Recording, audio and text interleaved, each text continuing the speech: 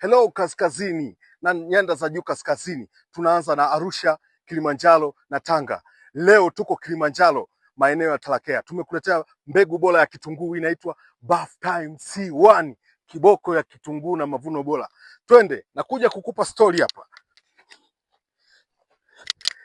Hii ni story kuhusu Bath Time, kitunguu bora kuwahi kutokea kabisa Tanzania. Hii ni robo kilo ambayo inaweza kukupa mavuno hadi neti 45, mifuko gunia 45.